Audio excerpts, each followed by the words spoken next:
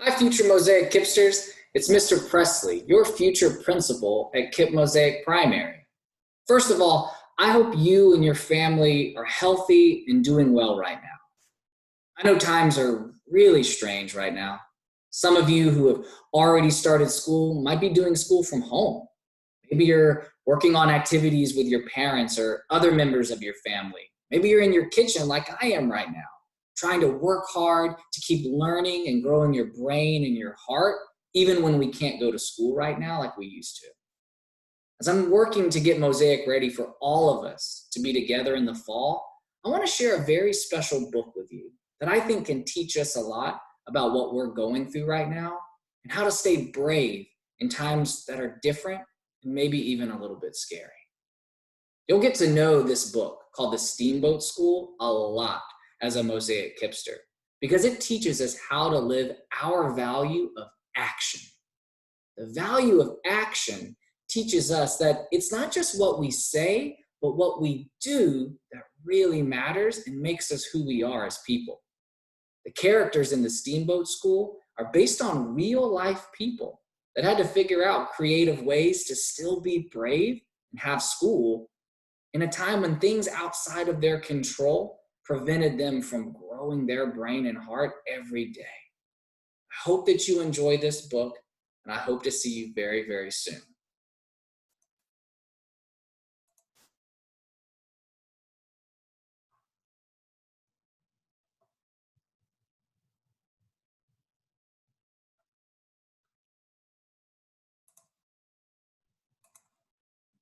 The Steamboat School by Deborah Hopkinson, illustrated by Ron Husband, inspired by a true story.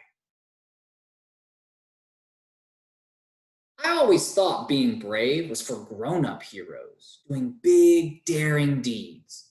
But Mama says that sometimes courage is just an ordinary boy like me doing a small thing, as small as picking up a pencil. The Candle School. I might as well begin with that first morning when Mama made such a fuss over my going to school. Ouch! My face isn't a washboard, I cried. But she kept scrubbing. James, this is a proud day, she said. Truth was, Tassie had to drag me all the way. I wanted to stop and see everything. Steamboats dotting the river, their black smokestacks straight as pencils. The levee bustling with men loading and unloading, sugarcane, cotton, wheat, and logs for the sawmills. River bells clanged. People shouted and scurried like ants. Hurry, urged Tassie. Reverend John doesn't hold with being late. Third and Almond, we slipped into the church and headed down the basement steps into the darkness, to the Tallow Candle School. Why can't we have windows? I whined, already missing the sun. Hush, you know why, Tassie said, and I did. I felt a hand on my shoulder. Welcome to school, James, said Reverend John. We make our own light here. Our teacher. I followed Tassie regular after that, though I couldn't get used to the darkness. But I liked when Reverend John read to us or told us his own story, how he was born a slave and worked in the Kentucky salt pepper caves to buy his own freedom, then earned enough to free his mother and father too. But before he could buy liberty for his wife, her master brought her here to St. Louis. Reverend John followed, walking hundreds of miles. I arrived with $3, he told us. But you had to pay $2 to cross the Mississippi, we chimed in. He laughed and held out his hands. All I needed was that $1 in my two hands to start again. Reverend John went to work as a barrel maker and carpenter. He earned enough to free his wife. Then he became the first leader of this church. He believed in hard work and learning. He believed in us too. When the men came. And then one day, men came. They shouted. Footsteps pounded. The door flew open. Reverend John stood up to meet them. This school is closed, the sheriff said. The state of Missouri has a new law. No reading or writing for you folks, slave or free. The new law, 1847. Later, I asked Reverend John to write out the law on a scrap of paper. Be it enacted by the General Assembly of the State of Missouri as follows. No person shall keep any school for the instruction of Negroes or mulattoes, reading or writing in this state. Finding a way. That night, Tassie's tears glistened on her cheeks, as shiny as her needle in the lamplight. What will happen now? She asked. I thought of all those days Tassie had dragged me to school. Now I felt as if a penny I'd counted on had fallen out of my pocket. Reverend John Meacham cares more for education than any man in this city, Mama said. He's a force like the Mississippi River itself. And like the river, he'll find a way. I didn't see how, though. I took out my scrap of paper and read the law again. We waited, but no word came. At night, I made letters and numbers by candlelight. By day, I toted bundles of laundry for Mama and practiced reading signs. Dry goods, horses to let, stable, barber, potatoes. Close my eyes, horses, Horses.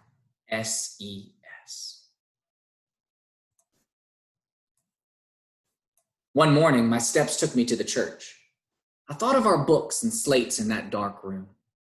Funny how something you don't care much about at first can end up becoming the most important part of you.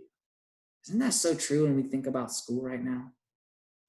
The door opened and Reverend John stepped out. Hello, James. If you're done helping your mother today, come along with me.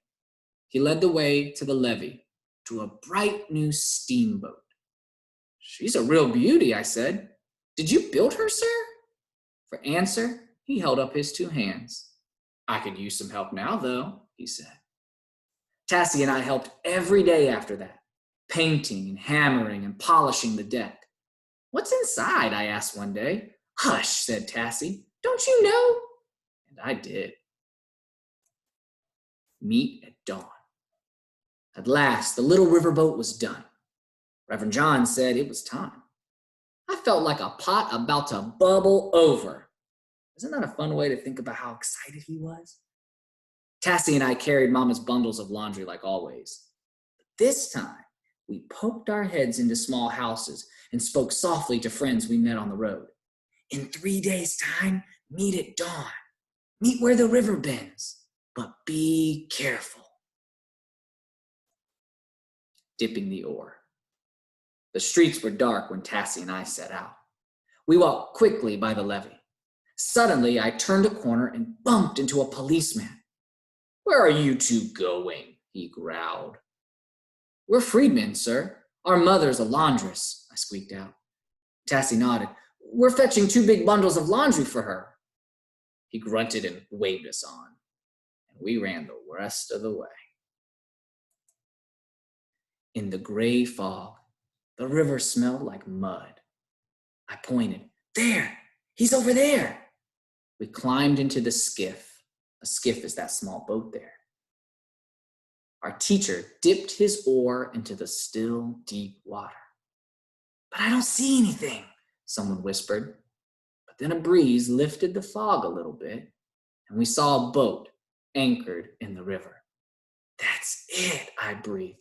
That's our school. Freedom School. New chairs and desks. A small library with books. I'm bringing my pole tomorrow, Tom cried. We can catch fish for our lunch. Welcome to the Freedom School, Reverend John told us. But when we'd settled on the benches. But sir, what about the law? Mary asked. James knows about the law, said Reverend John. Can you tell them? I stood as tall as I could. The law says we can't be taught in the state of Missouri, but we're in the middle of the Mississippi River right now. The river doesn't belong just to one state, it belongs to the whole country. The law against learning can't reach us here. Reverend John smiled, and then he laughed out loud, and we laughed too. Now let's get to work, children. The sun's up. And it was. Being brave. I've written it out like Mama asked, but I don't think I'll ever forget. For I've made up my mind to go to school till I'm old enough to row the other children out and teach the little ones to read. I won't forget, because now I know that being brave can sometimes be a small thing, like lighting a candle, opening a book, or dipping an oar into still, deep water. You see, friends, just as James got up, and even when things were really, really scary, he was able to go to a school because teachers loved him and created a new place where he could continue to grow and learn every day. I hope that you are doing well, your family and everyone stay healthy, and I'll be back again soon to share another book with you. Take care and see you soon. Bye-bye.